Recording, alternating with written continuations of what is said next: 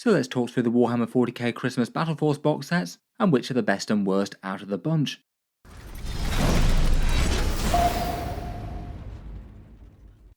Hello and welcome back to Warspades Tactics, where today we're talking about the Christmas Battleforce box sets, the ones that Games Workshop revealed in their Warhammer Fest previews 2 days ago.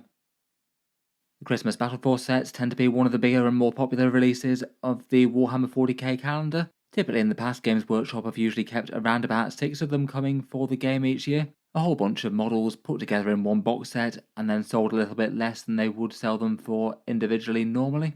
And often could be interesting options for either adding to a force or starting a new army in particular. This year I feel like they might be added to the pile a little bit, given that Games Workshop have released a crazy amount of battle forces already. Prior to 10th edition they didn't tend to release a new battle force with every codex that comes out, but it seems they've chosen to do that so far at least. For these ones, the likely pricing is going to be somewhere around the £135 to £140 sort of mark, around about $230 US or 160 to 170 euros. From initial impressions of these, it does look like there's a similar amount of stuff to their more recent Codex Battleforce box sets that have been dropping. They do have a few different price points for their battle forces, and sometimes the Christmas ones are treated a little bit differently, so they might be a little bit higher or lower. I think I'll be hoping for maybe the £135 and €160 offering, but I guess we'll wait and see. For the release date for them, it will likely be in November.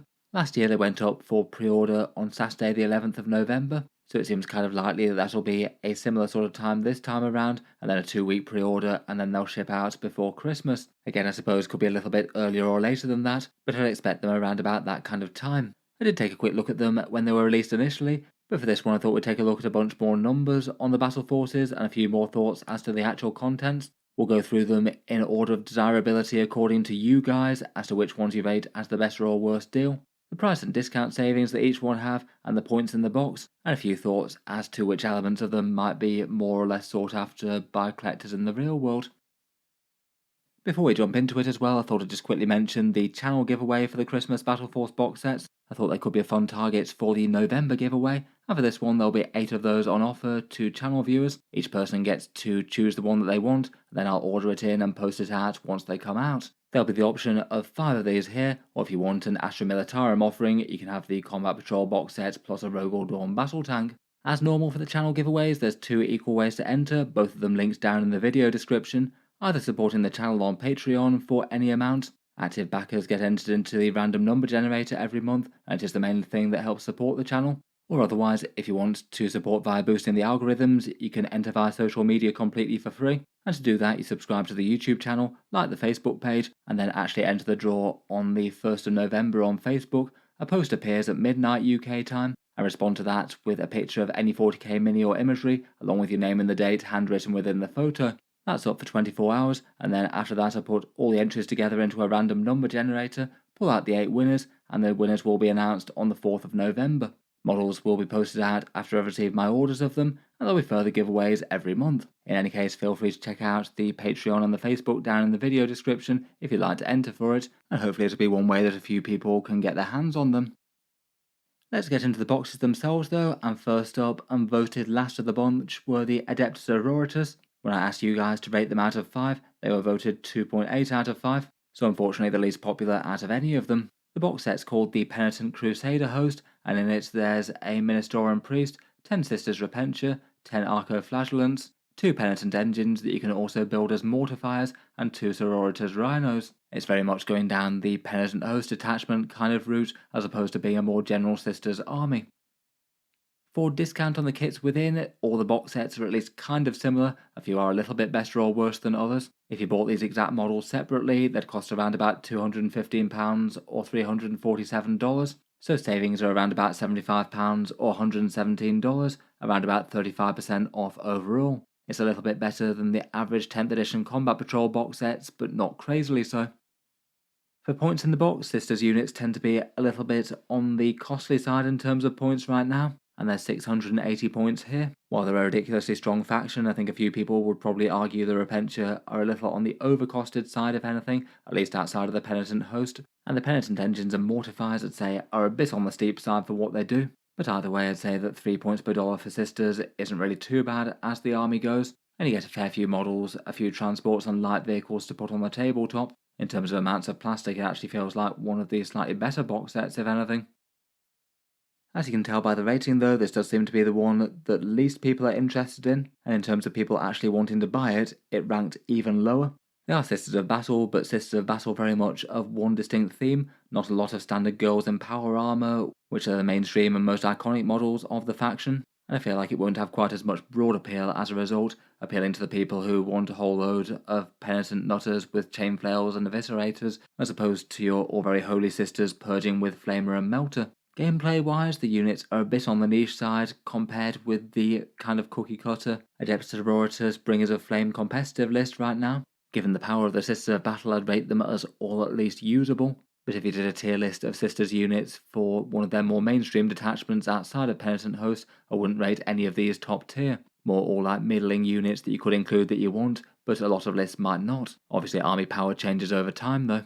Otherwise, it maybe is a little bit disappointing to get 2 Sororitas Rhinos in the box set when they've got plenty of other interesting tanks and armour to go alongside. I guess they at least do kind of make sense, as you could have them to transport the Archoflagellants and the Repentia, but I feel like doubling up on them does feel like a little bit redundant, particularly if you're a Sisters Collector who already has 1 or 2 Rhinos already. As it goes, I feel like the reaction to this one was pretty muted online compared with the rest. It still could certainly be handy enough, maybe for established Sisters collectors who don't have an overabundance of any of the models, or an expansion to the combat patrol if you're just getting into the army. Unlike some of the rest though, I feel like it'd be an unusual one for people to start the army with though, perhaps. Moving onwards, we've got the Necrons. They were voted at 3.1 stars out of 5, and in the box set you get the Catan Shard of the Void Dragon, 2 sets of Lich Guards that you could also build as Triarch Praetorians, 10 Necron Warriors, 3 Scarab Swarms, and the fairly recent release of the Overlord with the Translocation Shroud, the one that's sort of phased half in and out of reality. The box set is branded as the Hypercrypt Legion, so the teleporting Necron force I guess. I'm not sure it's necessarily massively themed to that more so than other things though really. For the cost of buying them separately, it'd be around £208 or $340, so savings are around about £70 or $110. A slightly lower theoretical discount of around about 33%, though not really meaningfully different to the Sisters in my opinion. As you can tell with a glance for this one, the Void Dragon very much dominates the box set, both in terms of size and in money invested in it. If you bought them separately, the Void Dragon itself would be over a third of the cost of the entire box, so it really is very focused as to whether or not you want that model. For the points in the box, it's around about 720, a little bit better than the Sisters and a good chunk towards the Necron army. Around about 3.1 points per dollar, not too bad from that point of view I think, though I wouldn't say super standout for a discount box set. I feel like reception to this one was a little bit mixed. It is maybe a little bit of a weird box set in my opinion. It does feel a little bit Void Dragon plus hangers on, maybe not too much of a cohesive theme. If you already have a Catan Shard of the Void Dragon, it's probably not worth it, unless you planned to swap or resell the model or something. And then beside that, I feel like both the models and the rules have a bunch of pros and cons. It's really going to depend as to whether or not you need the extra copies of them. The Lich Guard and Triarch Praetorian models are slightly older ones from the previous wave of Necron miniatures, though I think they hold up well enough I guess. In game currently, the Void Dragon is probably the most exciting competitive miniature out of the bunch of them. The Translocation Shroud Overlord can be quite good with Immortals, Lich Guard can be handy enough and work well in a few of the detachments. Triarch Praetorians and Necron Warriors do feel a bit on the overcosted side for what they do right now though, and could probably do with a buff of some sort. The Necron Warriors might not massively excite people who collected Necrons throughout 9th edition. A lot of collectors in that kind of era have a massive amount of Necron Warriors available to them already. Though I guess potentially with spares from the Lich Guard and Triarch kits, you might be able to kit bash a few more Lich Guard if you made some creative use of the Warrior bodies. It does feel like there's a bit of overlap with the Combat Patrol box set as well. That one has Warriors and a different Overlord in it. I guess if you're completely new and starting Necrons though, having 20 Necron Warriors and a couple of options for Overlord armaments isn't exactly the most unhelpful thing in the world though. In general I'd say this one will be helpful enough to some people though. It is a big chunk of a Necron army, and I feel like the Void Dragon is a pretty epic miniature, and it was largely very well received by the community. Sharing the sort of mid-ranking spots with the Necrons was the Tau Empire's Battleforce box set. You guys also voted that one at 3.1 out of 5, and I must admit this one feels like perhaps one of the very weirdest of the Battleforce box sets, as it is essentially just 4 different battlesuit models plus their attendant drones, branded the Retaliation Cadre box set, as that one's the one that helps out the battlesuits. In the box is the Ghost Kill, the big stealth suit, the heavy firepower of the broadside, a Tau commander that can build a Cold Star or Enforcer suit, and a Mighty Riptide for a bit of heavy lifting muscle on the front lines. Again, the discount is relatively similar to the other two, around about 33% off. Theoretical savings are around £71 or $105 if you bought these exact miniatures individually. Perhaps the one to focus on in this one is the Riptide, which again makes up over a third of the entire cost of the box set. So perhaps the single biggest one to focus on as to whether or not you want or need another one of those. For points in the box set though, it is kind of dismal for the Tau. Despite having a bunch of big fancy high-tech battlesuits, they're only around about 515 points in the box set, varying a little bit depending on how you equip the commander. That's only around about 2.2 points per dollar, which I wouldn't say is particularly standout even for a normal 40k kit. Never mind something that's supposed to be a discount Battleforce box set. It's really not too good on that front and kind of underlines how the Tau are a very expensive army to collect at the moment. It's maybe a bit unimpressive as well that 500 points was what you'd usually expect out of a Combat Patrol box set, never mind a Christmas Battleforce set that costs a fair bit more. Again, like the Necron one, I don't really feel like it feels stand out great in terms of value, but I think it will have use for a bunch of people out there. I feel like just the idea of paying that amount of money for 4 models, even if they are really quite big cool battlesuit ones, is going to feel pretty painful to a bunch of people. And if they go by their normal way of labelling box sets, it's likely to say 12 models on the front of the Retaliation and Cadre box, as they typically count things like drones and teleport homers into the mix. On the other hand though, if you are collecting Tau, I feel like all of these units do seem like genuinely useful ones if you're either getting started, or potentially if you're an existent Tau collector but don't have an overabundance of any one of those. In game at the moment, they're literally all strong units, maybe some a little bit better in certain detachments than others. Triple Riptide seems to be the fashion for a bunch of tournament lists though. Ghost kills with their lone operative are just annoying and disruptive and can be helpful both for a bit of damage consistently and then doing mission things. The broadside's pretty efficient heavy rail rifle fire that competes well for the anti-tank role at its lower points cost, and the commanders are quite a lot better after they and the crisis suit went down in cost, much more competitive than they were before, maybe a bit more emphasis on them in the actual Retaliation Cadre detachment though. It's interesting that the points cuts have made them generally quite interesting units, but also means that Tau is expensive to collect. Out of the 4 suits on offer, I feel like the commander himself is maybe the weakest link in terms of what you'd want in the box set like this. In general, unless you're doing interesting things and fielding him as say a lone enforcer suit or similar, he's probably going to want a retinue of crisis battle suits to go alongside, and that would be an extra purchase. Plus also, if you wanted to get the combat patrol as well, there's also a Tau crisis commander in that. And it just feels that if you're trying to jump into the faction with both discount offerings, I wouldn't really have wanted to jump to both of those quite so soon. When I speculated on Christmas Battleforces earlier, I was wondering if they might put Farsight in the box set, as the Tau's new and recent character release. Overall, I feel like this one's got pros and cons. Genuinely useful if you want this exact mix of battlesuits. They may still be expensive for the points, but they're cheaper than buying them individually at least. They're all really quite good in game, but also it's quite an expensive Battleforce box for really not that many actual miniatures besides drones. Moving on though, and in people's estimations, there's an enormous jump between the previous 3 and the top 2. We had the Tau and the Necrons rated at 3.1 stars out of 5, whereas the Dark Angels are rated a massive 4. I could tell that this one was going to be a popular one as soon as they unveiled it. In the box set, there's Lionel Johnson, the Primarch himself, 2 sets of Deathwing Knights, 2 sets of Inner Circle Companions, and the Terminator Chaplain miniature, the one that came out alongside Codex Space Marines. On paper at least, this one has the best discount out of any of them. The kits cost £233 or $374 if you bought them individually, so a theoretical £93 saving or $144 if the box set winds up being £140 or $230. It means the discount is around about 40%, so significantly better than 10th edition Combat Patrol boxes.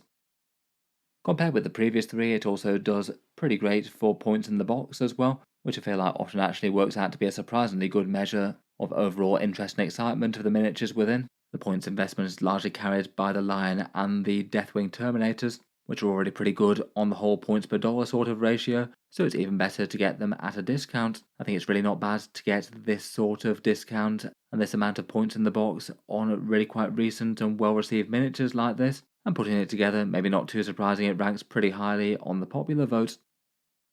Overall, this one just looks genuinely quite strong on all fronts in my opinion. The miniatures are recently released ones, all coming out within the last couple of years, and the reaction to literally all of the Dark Angels ones was fairly standout great when they dropped. Lots of love for the Deathwing Knights in particular, people really liked Lionel Johnson, and the Inner Circle companions were really quite well received as well. You'd also get a bunch of Watchers in the Dark to paint up as well, and they add value in my opinion. Gameplay wise, it's also pretty great. The Deathwing Knights and the Inner Circle companions tend to feature in good numbers in competitive Dark Angels lists right now, and their Gladius formation using those is absolutely top tier in tournaments, massive amounts of melee damage, and the Knights backing it up with crazy durability. Lionel Johnson does turn up in some competitive lists as well. It seems that he's at a points cost where he's not mandatory, but plenty of people do choose to run him. And the Terminator Chaplain himself isn't even that bad either. He could go with a unit of Deathwing Knights with power swords, giving them +1 to wounds, and that makes them into a pretty fantastically general purpose big threat. I'm not sure he really needs one for Deathwing Knights really, as they've got plenty of damage already, but he definitely isn't going to be wasted. I feel like the only downside for this is sort of practical collecting. If you are a current engaged Dark Angels player who have been picking up things through recent releases, I think there's at least a pretty good chance that you've got ample Deathwing Knights and probably have the Primarch as well. I just imagine that for the vast majority of Dark Angels players who are current collectors, they probably have such a good chunk of models out of this box set that it's not going to be worth it, and in particular Lionel Johnson himself isn't exactly a miniature that you'd use two of. As a result, it perhaps feels like a box set that's going to be a lot more use to new players starting Dark Angels as opposed to current collectors, who if say you maybe only got one unit of Deathwing Knights and either don't have the Primarch or could resell him or trade him with someone else or something, then I guess it could still have its use. In any case, it's really quite a cool one. From recent miniatures that are currently strong in game at a pretty reasonable discount and get you a lot of points on the board. I feel like they perhaps would have struggled to do much better than this as a Dark Angels offering. I guess maybe the only slight improvement could have been to sub out that chaplain for a unique character, though I guess there'd be pros and cons to that. Finally though, and voted in first by you guys, is the Imperial Knight Valourstrike Lance, and given the rest of them are named after specific detachments in their codex, it does make me wonder whether or not that's a small preview of one of the detachments that the Knights are going to get. This one's simple and effective, and was rated as the best of the bunch by you guys, 4.2 out of 5, beating out even the Dark Angels, and in the box set you get one Questoris Knight and then two sets of 2 Armigers. The Questoris can be built as any of the standard patterns, including things like the Crusader and Canis Rex, and the Armigers can be built as either Helverins or Warglaves. They clarified that in their article, though it seemed pretty likely to me that they would be able to do that anyway, given that that's how they're boxed now. Again, like the Dark Angels, it feels like it's a pretty self-contained army all ready to go. Compared with buying separately, the discount is fairly good as well, better than some of the rest. It'd be around £225 or $368 to buy these models individually, so a theoretical discount around 38%, again on maybe the slightly upper end of Games Workshop standard discount boxes. And then for the points in the box, it does matter a bit as to exactly what you equip the Armigers and the Questoris as. Very roughly it works out to around about 1,000 points, could be a little bit more if you assembled as all the most expensive versions, could be a little bit less if you went for all the cheapest ones. Either way it's pretty solid though, you could play incursion games straight away with this. It works out at around about 4.3 points per dollar, really quite a good start here, and I feel like the balance of kits is right as well. If you were starting Imperial Knights, I'd certainly start with one Questoris and a couple of Armigers, and a couple more Armigers isn't the worst idea to expand after that. This one's essentially a rinse and repeat of that previous Chainbreaker Lance that we got, the one that was pictured with Canis Rex, and I believe that this one was actually a little bit more generous than that one, given that you can choose the way that the Armigers assemble. I feel like Knight discount box sets tend to be pretty well received, they don't have a standard combat patrol, and I feel like if they did have a sort of combat patrol equivalent, then this would be what it would be. And Knights in general are typically considered at least a fairly cheap army to collect in game, so any discounts on them kind of double down on that. The Knight miniatures themselves are nice enough modern plastic ones with a good amount of options, and it's really quite possible to magnetise all the variants on these kits. With a bit of extra hobby work, you can have the Questoris being able to be fielded as any variant, the same with the Armigers. I've done that myself for all of my Knights, and it's really quite nice just to be able to re-equip them with appropriate tools for the job whenever rules change or you fancy shaking it up a bit.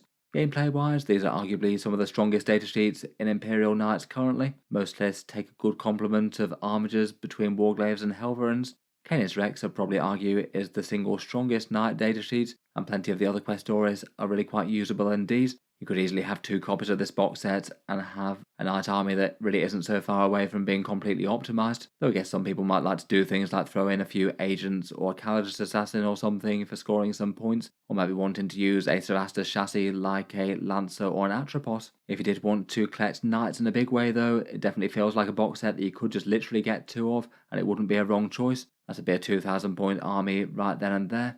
Something that's rarely possible quite so easily in Warhammer 40K, even if it would be a pretty massive painting project to get them all looking nice.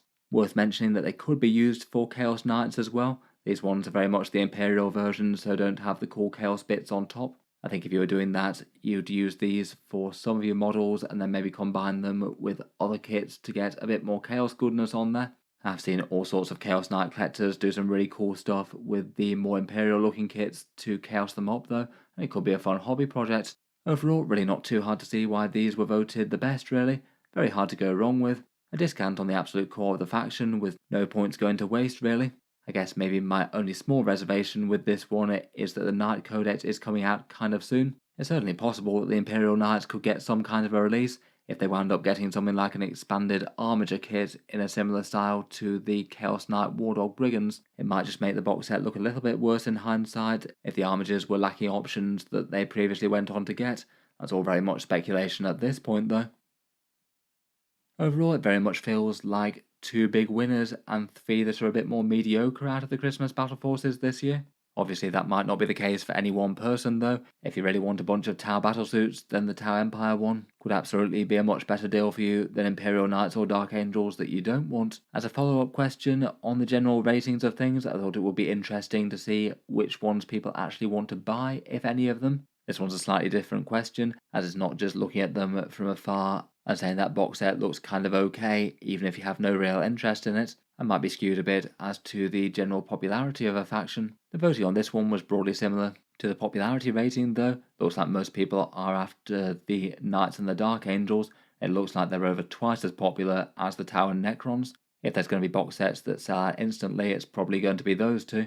I feel like with the Christmas Battleforce box sets, it's often the case that 1 or 2 of them are just kind of hard to find. The Tau and Necrons seem to be more or less the same, but even more so than in the popularity voting, the Adepta Sororitas just doesn't seem to have a lot of people wanting to pick it up. Only about 1/5 of the appeal of the popular ones, so I guess maybe good news if you did want to get a bunch of Penitent engines and Arcoflagellants and things. It's likely a box set that's going to be in pretty good supply. Finally, here's just a quick look at the overall rankings for the popular vote, the cost of the kits, and the points in the box. Kind of notable that the Imperial Knights and Dark Angels win in all categories there. Though admittedly I feel like the difference between the top and the bottom in the whole cost of the kits and discount kind of thing is fairly close. Maybe not the single biggest thing to get hung up about, given that the discount is between 33 and 40%. It's reasonable enough if you wanted the models. Let me know how you'd rate these ones though. Do you agree with the general consensus or not? And which box sets would you be looking to pick up, if any of them? In any case, I'll leave that one there for now. As mentioned earlier, I will be doing the Christmas Battleforces for the November giveaway on the channel. 8 different winners for them, and could be one way for a few people to get hold of a few of them. And as mentioned, you can either enter via supporting the channel on social media or entering free on the Facebook giveaway post that appears on the 1st of November at midnight UK time. The links to those are in the video description if you'd like to check them out. In any case, an enormous thank you for listening. Feel free to subscribe to Auspex Tactics if you'd like to see more like this. I'll likely be cycling back to them once the prices of the box sets are released. Finally, if you've enjoyed the video and you'd like to help support and keep them coming, I would just like to mention that Auspex Tactics does have a Patreon page as well, and you can find that links down below. As well as entry to the giveaways, channel patrons also get a few other advantages, seeing certain videos early, regular votes to see what sort of things happen next, and a few other bits like names in the credits and Discord roles. If any of that appeals, feel free to check it out, and a massive thank you to all of you folks who are supporting the channel. In any case though, I'll leave that there for this one. Thanks for listening, and I'll hope to see you guys next time.